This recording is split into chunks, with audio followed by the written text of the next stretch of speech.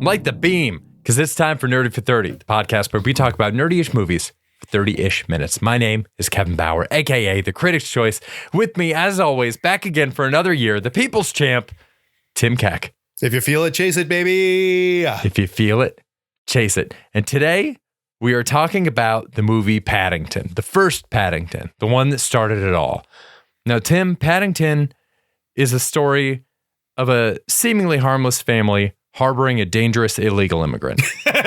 What did you think of this movie? I think that's a very fun way of putting it. I was going to say this is like the Blind Side, but for a bear. It's what a shitty way to kick off the new year. 2025 is going to suck if this is how we start this thing off. God damn. Paddington 1 fucking sucks, man. I hated this thing from start to finish. Did you really? I hated it. The whole time I was like, I thought I'd watch this, Kevin. I could have sworn I've watched Paddington 1. I didn't remember a second of this. And I was like, okay, so I must not have watched it. And then today, I don't remember anything that happened in Paddington. I mean, I tuned the whole thing out. I might have seen this movie 3 times and it just doesn't mean anything to me. I don't like it. There's nothing in it. Nothing fun happens. Paddington 2 is a masterpiece, a la The Godfather, right? Paddington 2, Godfather 1 and 2, Paddington 1, Godfather 3. Like, who cares? This is stupid. I don't know. I'm just bummed and mad the whole time. His uncle died. We had to see his uncle die. We also had to see that we have to also see where Paddington comes from. I don't want to know that some English explorer showed up and taught these bears to be British. And then that's the reason why they speak. Who cares? Who gives a shit? I like that Paddington just exists. Colonization is the hero of this movie, Tim. Oh. Everything that Paddington 1 does, Paddington 2 does better. Yes. No question there. Paddington 1 is the first step towards something truly beautiful. I thought Paddington looked better in the second one. This one's kind of cutesy. I mean, I love Mrs. Brown. I love Mr. Brown. The Brown parents are adorable and very cute. It's too cute. It's too cute. It's making other movies look bad. All right. This is why. It's too cute. It's too cute. The Paddington franchise in general is the reason that football coaches have a mercy rule. The Paddington franchise is just running up the scoreboard. Just absolutely no shame. Totally shameless. I don't know. This fucking hated this movie. You really hated it. But are there specific bullshit. Characters that really stood out? I think just to the fact that it's not Paddington 2. The whole time I'm like, I should be watching Paddington 2. You're right. Like everything they do in the first one, they do better in the second one. Like they try to give each character a thing and each character gets redemption. And in the second one, they pull it off to like save Paddington in a great caper as the family. And in this one, you know, the son just likes different things. And so he wants to pull a lever and his dad's like, no, don't pull the lever. That could be dangerous. And then his son's like, trust me. And it's like the only lever. It turns on or off the entire electricity in the building. You could probably turn it off and be okay. You know, like what is the risk assessment on just turning off a light switch? That's what he did. He turned off the light switch and his dad freaked out and that was supposed to be exciting. I don't know. In the second movie, he hijacks a train and he drives it to save Paddington. That's epic. That's an adventure. And in this one, it's just whatever. Judy Brown learns how to speak bear. Give me a goddamn break. Bear. Because so then Paddington is like stuck in a chimney that's on fire and he's going to get smoked out and die, or the vacuums he's using as suction cups are going to run out of battery. And the only way, like, and he like makes a growl and she hears it through the wall and then she growls back. It's like, why couldn't he just speak English? He could just say the English words and then then the rest of the family would hear him. Are the growls that much louder than the regular voice that he needs to growl for this? It could have just been English. There's literally nothing. There's no point in her learning bear. It's dumb. I don't like it. It's not good. If this is like the graph of quality from the first one to the second one, it looks like a fucking rocket ship taking off. Like if they stick on this trajectory, the third one is going to be out of this world, dude, out of this world. And it can't. Actually, this has made me lower my expectations for the third one because I think maybe 2 was just an anomaly. You know, they're not going to be able to recreate the magic of 2 and we'll probably get 1 and it'll be okay. And I'll complain about it.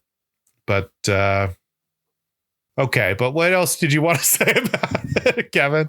I think there's a chance, man. I know you have such a good rule of thumb. I don't know that we've ever talked about on the show, which is that as soon as you need to introduce an element to the title of a movie in a franchise, it's sunk. It's not going to happen. If you have to set something in an ice planet, what's it like Ice Age 2 or 3, The Meltdown? No, we're done. We're done. You can't change the fundamental setting of the place without really risking everything. Mummy, Tomb of the Dragon Emperor, done. You can't go ice. This is the Mummy. Scorpion King, way better. Still sand. Ghostbusters, Frost Kingdom, or whatever the fuck it was. Bullshit. Done. Avatar, Way of the Water. Who cares? Sunk. You know, it's just not interesting anymore. When you're that desperate that you have to fall back on basic elements of changing, it's just not worth it. You know, the fact that it is Paddington, you know, fresh from Peru or whatever they're calling it, that's a bummer. It should just be Paddington 3. Yeah. If they were confident, it would be. Throwing Peru in there is a bad sign, my dude. It's a bad sign. Nicole Kidman, incredibly talented, really wonderful, boring villain. Just nothing interesting there. Looking great, though. Beautiful. Didn't enjoy it at all, but she's incredible. She's so talented. She's supposed to be a big game hunter in this. I'm questioning it because her haircut was clearly aiming for Bob, but hit bowl cut pretty squarely. I liked her spy stuff where she's like rappelling into the thing and then he foils her plot with tape or something like that. Like I could have used more of that. I could have used way more of her trying to hunt him and him foiling her attempts through pure slapstick and, you know, unintentional, whatever, physical comedy. That would have been awesome. It would have been great. Nicole Kidman needed more to do. You know, she's fascinating because I really think she's like an incredible actor, like one of the best. But every time I see an interview with her off screen, I'm like, this is the dumbest person I've ever heard in my life. She sounds so fucking stupid. I don't know. This is shocking to hear. I don't know that I've ever. I guess I've only heard her on Fallon and she has a crush on Fallon and it's always awkward. So maybe nobody's gonna be their best on Fallon. Like nobody's gonna be their best on any of the late night talk shows where you have to, I don't know, go and flounce around. It's not the right environment, dude. She just seems like such a weirdo in real life, but then is just like truly one of the most amazing actors on screen. It's fascinating, and I like that. I'm obsessed with the idea of the empty vessel that is an actor. Where it's just a beautiful, like a painting, like there's nothing behind it. It's just, you know, she's just a canvas off screen. And then the director fills it in with the words and the visuals and she excels. And then as soon as she's done with the movie, it's wiped clean again. And she's just a blank canvas walking around. And I respect the hell out of that. I think there's some Zen quality to that. That is beautiful. Possibly she's reached enlightenment and is able to compartmentalize her work and her day life so well. I mean, honestly, maybe she's iconic for this. Maybe this is something we should all be striving for, Kevin. Have you ever seen the movie Broadcast News? No, I should, though. I've heard it a lot. It's very good. William Hurt plays a news anchor in it who is basically a self-aware version of exactly what you just brought up. He is fully aware of the fact that he doesn't know enough about what's going on. People just really like watching him read the news. So he's willing to do whatever and say whatever just because he wants to be out there and he wants to be a successful news anchor. He's extremely, extremely good at it. And there's a part where, you know, they have Albert Brooks. Albert Brooks really wants to break into the news. So they have him, this extremely qualified journalist, sit in the chair and try to do it. And he absolutely cannot do it. All these little tiny pieces of things that you wouldn't even assume would come down to skill. William Hurt just has. He coaches him on the way to sit on his suit jacket so it doesn't bunch up. Just all these little tiny pieces that add up over time. Some of it's instinct, some of it's learned. But at the end of the day, that's what William Hurt brings to the table. And nothing else, no depth. He's just a hot man.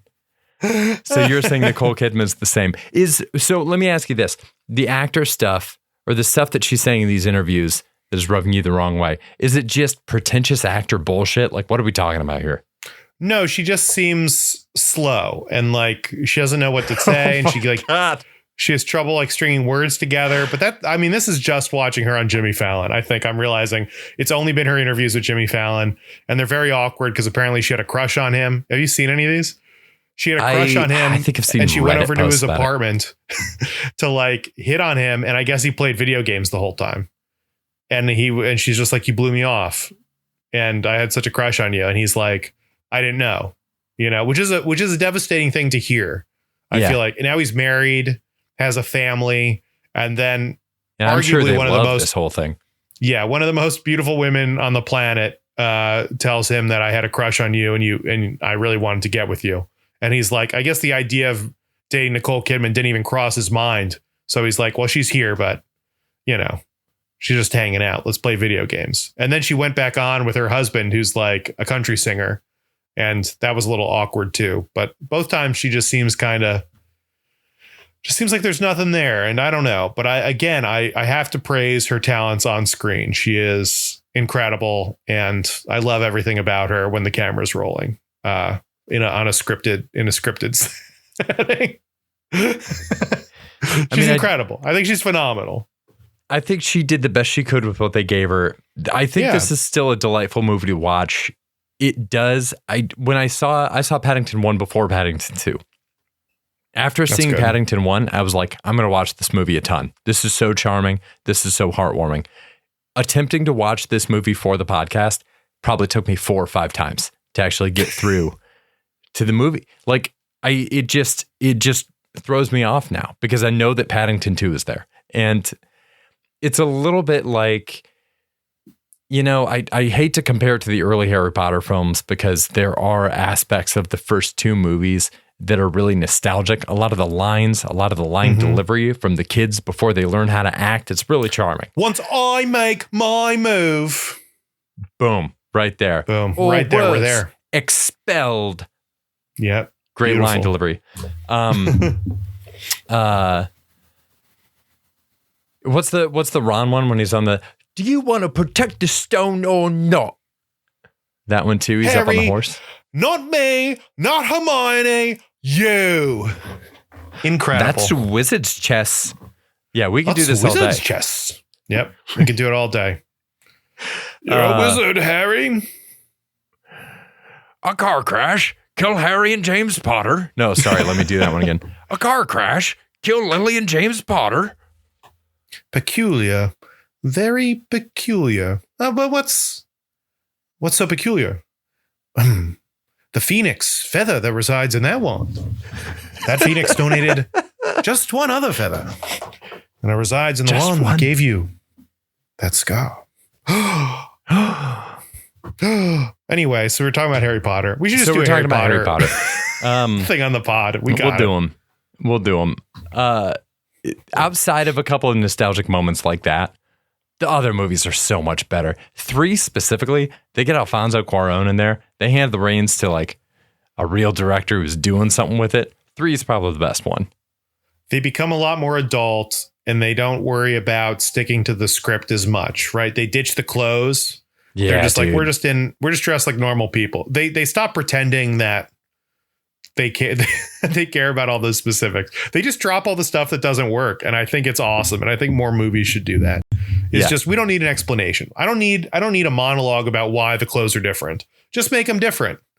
Just do it. Just do the thing. And I think they do a great job. Honestly, the Harry Potter movies are probably one of the best examples of a piece of literature being put into film and working. I think those movies are actually really good. Yeah. Unlike Paddington 1.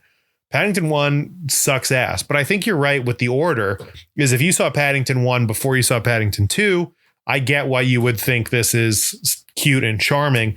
Whereas I just saw Paddington 2 for our pod after we watched The Unbearable Weight of Massive Talent or whatever, the Nicolas Cage movie, where they just kept talking about how Paddington 2 is the best movie of all time. I went right into Paddington 2. And you know what? You don't need Paddington 1. In fact, I thought it was really charming to not have 1 and just enter a world where this bear is just living with this British family. And it's wonderful. And no one is ever like, oh my God, a bear. They all just refer to him. He's just a little bear all by himself. And no one's scared of him. Nobody's freaked out by it. It's just accepted that he is a bear. This is the reality. And everyone likes him. And I think that's so wonderful and charming. And the dissecting of it they do in the first one, which is all set up, I guess, to justify Paddington's existence. Mhm. I don't need it. Don't need it. Takes the wind out of my sails. You know, but in my mind, I've already met this character and spent really good time with him. So why are we explaining it? Watching them in the opposite order, it's like watching the Star Wars prequels, where you're like, I don't need to see Darth Vader as a kid. I don't need to. Nobody asked for this. I don't need to see Paddington as a kid watching his uncle die crushed by a tree. Are you kidding me? Okay, question. The very thing he loved the most. He loved trees and the marmalade they bring. There's a scene. So when the uncle dies and he comes out and Paddington picks up the hat, right? Did Paddington see his uncle's corpse in that moment? Or are we just assuming he found the hat? Because they don't really show it. We don't see a body. Yeah. So by like the screenwriter's mindset, he could still be alive. The uncle could still be out there. Maybe he was captured by poachers and he's being tortured now and he's losing his sanity. And at some point in Paddington 3, we're going to realize that he's been held capture in like a SeaWorld-esque environment where he's slowly going insane. And Paddington gets to rescue him in Peru. Maybe that's where this is all leading. Because we don't see a body. But do you think do you think there's something to that theory? Do you think Uncle what's his face? He has a great name too. Pastuzo. Uncle Pastuzo. That's so good. Do you think there's a chance that Pastuzo's still alive, or did Paddington have to slide over the pancaked corpse of his uncle?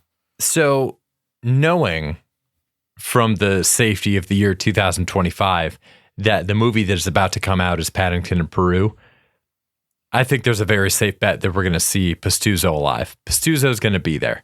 You know, wow. We're gonna get reunited. It's Paddington. He's gonna get his happy ending. Prior to knowing that bear always gets a happy ending. Bear always gets a happy ending every time. He knows it's the places offered, to go, and sometimes when he has to ask. And I think the first time I saw this movie, Pastuzo squished. Paddington has seen some shit. The reason I think what Paddington is channeling every time he does the hard stare is he's just remembering Pastuzo under that tree. Yeah. The hard stare. What do you think's happening in his mind? You think he's picturing the dead body of his uncle? Yeah. Or you think he's picturing a possible demise for the hard stare? Because I'll be honest, the hard stare in both movies kind of freaks me out. I get very uncomfortable with the hard stare. It seems like it comes out of left field. This is a very sweet, nice bear, but those eyes, those are the eyes of a killer. Yeah. And that man would, peel the skin off your corpse, no problem, no questions asked. No questions. I mean, Tim, this is classic mafia intimidation. He might as well be taking a baseball bat to somebody's kneecaps. I mean, when he goes hard stare on somebody, there's nothing there anymore. It's like what Mike Tyson says that he has to turn into when he steps into the ring. He weeps because he has to become that guy again. And I'm still sad he didn't become that guy against Jake Paul. I feel like that fight was rigged. Have you seen any of the rigged stuff? I do think it's rigged. I do think that was. I feel like Mike Tyson sure could have actually murdered him and did not, because he promised Jake Paul he wouldn't. That's what I think happened. I think he collected. I think he made $20 million for his family. Yeah, same here. Because do you see where Tyson came out afterwards and said he almost died last June? Something happened, and he said he almost died. He didn't divulge. I think he basically got into rough enough shape.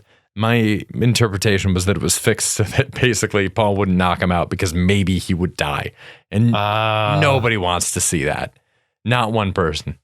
That's possible. I did see a lot of videos that were kind of breaking down the very beginning of the fight and how Tyson looked good for like a couple seconds. And then Paul talks to him and he kind of cools it after that. And they showed multiple spots where Tyson has the opportunity to throw and he doesn't. Yeah. And they're like, he's protecting Paul. And then the fight's just boring after that. And Paul just punches him to death and it's boring. But I feel like Tyson could have done some serious damage if he'd wanted to. But I guess, it's rigged. I mean, boxing's rigged. It's a failed sport.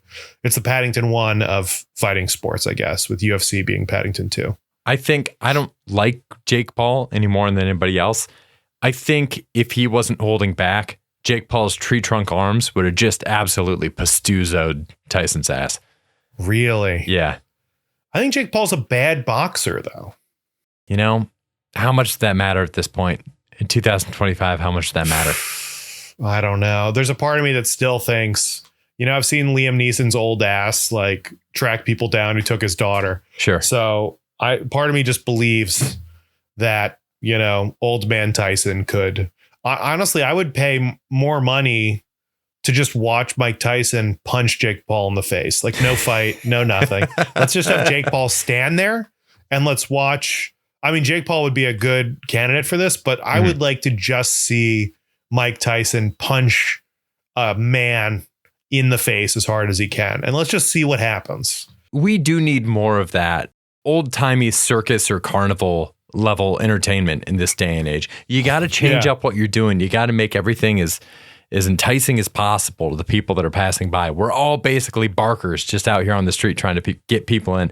If that event had been called Mike Tyson punches a guy directly in the face, Mike Tyson punches a standing still guy in the face. Mike Tyson punch. Just it. I'm signed up. I'm in it. He's just going to punch one guy as hard as he can. That'd be amazing. I'd love to. And he can start off with that punching machine that they have at bars and shit. When he gets a 999 on there, just maxing that thing out. Do you remember when we did one of those at a bar in Brooklyn and I set the record on the machine and then you broke your hand trying to beat it? Yes. Turns out punching is harder than I thought. And, they always say to punch through your target. Mm-hmm. And I actually did that and punched through into the back of the machine and hurt my hand and had my hand in like the bucket of ice that our Bud Lights came in for the rest of the night. Man, it was fun. It was a good night. I had a good time. That Tyson thing, I was picturing. Oh my gosh. Where was I going with this? I forgot. I had an amazing idea and it's gone. Maybe we should talk about Paddington. Yeah, we should talk a little more about Paddington. The colors are too nice in this movie. They're way too nice. It makes me feel bad about my own life. When I watch the Paddington franchise, I feel like the kid in The Giver. I get to experience this beautiful world of color for a little bit, and then I'm sucked right back out of it. What do you think about Mr. Brown, though? He's a real curmudgeon up top. Yeah. And then he has a change of heart. I do think it is a funny gimmick for him to just have grabbed a random face ID. And I love that they don't show the picture. Yeah, that's a great move. I love that they don't show the picture. He just keeps saying, you've changed a lot. And we're like, okay, well, this is funny. And then it's like, and your arm grew back. And then they do a bit with it's like, it just keeps going. It's like, those are the kinds of like slapsticky bits that I enjoy more of. So good, man. Oh, okay. Well, anything else you wanted to hit on for this movie? Oh boy. Produced by Bob and Harvey Weinstein. We touching that or no? Sure. Where are you going with it, bud? No, I'm not touching it. That was the royal we. I was just serving that one up for you. Guy who owns the antique shop. Questionable backstory. Says he's Hungarian. I'm guessing German by way of Argentina, if you're catching my drift.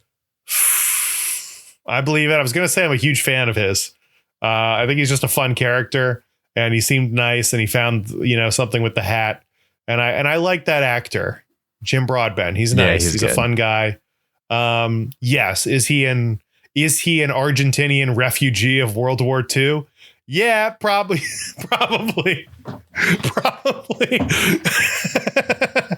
He could be. If that's the story you want to tell, I'm here for it. He definitely had a questionable past.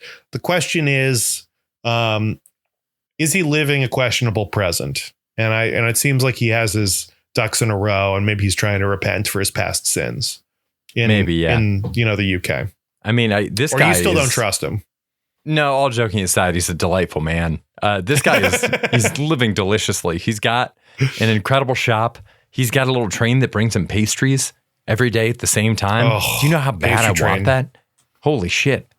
So good. Who's refilling it? I thought a lot about this. If you had a setup where there's a pastry shop next door, like in Gilmore Girls, how they open up the like ice cream and candy store next to Luke's, and there's a window in between Luke's diner and the ice cream candy store. If you had like a train that passed between those, you could have like just a setup where it's like, you know, the employees, whoever's there that day, the little train shows up, they know to put stuff on it. The problem is, what if there's a day where you're working in the antique shop, nobody's in the pastry shop? Is the sad little train just bringing you nothing? I think you close when they close. I think you sync your schedules and you don't take that risk. Yeah. You can't. Imagine going to bed the night before and you're like, man, I just have so much work at the antique shop, so much dusting, so much categorizing, you know, the big two mourning for an my antique fallen shop. comrades. But at least I can look forward to my 11 a.m. pastries. And then you get there and it's like 10:30 and you're like, I can't wait for my pastries. 10:59. Then it's 11, 11:01, 11:02. And that train just never comes. Good luck getting through the rest of the workday. Good luck getting the gumption to head back into the office the next day. Now that you've been handed that kind of disappointment, I don't think I could do it, Kevin. I don't think I could. And I wouldn't wish that on my deepest, darkest foe. I mean, if he is an ex-Nazi, I might wish it on him. Maybe. Yeah. Yeah. How much of a Nazi, though? All the way. Was he on the fringes? Was all the way. No. Okay. All the way. Yeah, I think he was all the way. I'm picking nits. I think this is still, I think if it hadn't been for Paddington 2, I think this would have been a terrific movie. I think with the existence of Paddington 2, it kind of market corrected itself out of existence. Do you like Mr. Curry?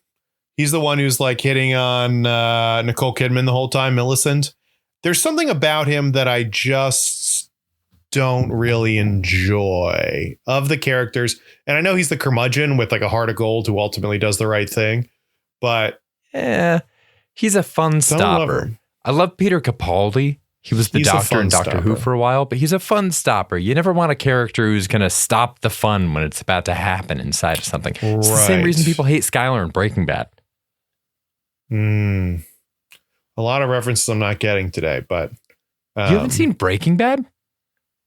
No, I thought it was kind of boring. I was like, I get it. They're doing drugs and it's a good movie and it's a good show, and I just don't. I don't know. Yeah, your problem is you saw Better Call Saul first, and it just totally ruined Breaking Bad for you. That is my problem. Was Peter Capaldi reminds me of in the first season of Friends. They have like a grumpy neighbor. I forget the guy's name, but he just comes and he knocks on the door, and he's like a curmudgeon. Yeah, and I think he only does it like 3 times, and then he dies in the first season. And I never liked that guy, but when he knocked, people laughed. And then at the reunion show they did like a few years ago, they had that guy knock on the door and come out. And I think the audience was just kind of like confused, like, who is this guy? Yeah. I'm not excited to see him. He's just kind of a curmudgeon. And also, who are you? You didn't make a big impact on my life. And that's kind of how I feel about Peter Capaldi's character in this, or what's his face, Mr. Curry, where he shows up, and I feel like I'm supposed to be reacting positively, but ultimately I'm like, you're just kind of a bummer, man. This is just kind of harsh in my buzz, Mr. Curry. Yeah. Maybe he's a bigger guy in the books. You know, maybe he's like a constant figure. I don't know how many Paddington books there are. That's a good question. We should just read the books. We should just read the books. Yeah. Yeah. Any last thoughts on this one? No, I mean, I think Mike Tyson punching a human who's just standing there in the face is a great idea. I mean, I think we get a lot of traction with that. Yeah, I mean, I would like to just watch that. That'd be neat. I'd probably prefer that to watching Paddington 1 again, if I'm being honest. I'm right there with you. So tune into Netflix this upcoming fall for Mike Tyson punches a guy as hard as he can. This is okay. Do you want to guess the Rotten Tomatoes scores for Paddington? Oh, for Paddington? Do you know?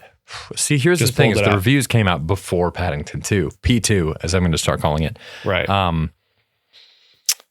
I'm going to guess that Rotten Tomatoes has it at like an 86 critics and like a 92 audience. 97 critics, 80 audience. Wow. I think that says it all. This is the kind of thing that like critics are like, oh, wow, this is cute and smart and wow, it's deeper than it is. But then the audience is kind of like, whatever, whatever, man. Whatever, Compare man, that indeed. with Paddington 2. Double hundo. Double hundo. This is just straight hundos across the board. A 99 and an 88. Wow. Still not nearly as good as I thought it should be. The audience score for that should be way higher. How Should is that be a an double 88? hundo. Okay. Fuck Rotten Tomatoes. We're not doing anything with them anymore. Kevin, I'm excited about the new year, 2025. Plenty ahead for us. All kinds of adventures. We might be mixing up the format of the show a little bit, doing some more comedy stuff, some more bits, maybe less movies. The people have spoken and they want more of us, Kevin. Us unfiltered, unburdened by the responsibility of having to watch a film in order to enjoy our company. So. We got great feedback. Keep up the pod. Change the topic completely. Don't like the movies, but you guys are all right. That's kind of the feedback. So we'll see. Hopefully you didn't sit through Paddington 1, and we'll see what's coming up in the next couple weeks, Kevin. Oh, thanks for listening, everybody. We'll be back here again next week with something. Until then, stay nerdy, everybody. Bye. Stay nerdy. Bye.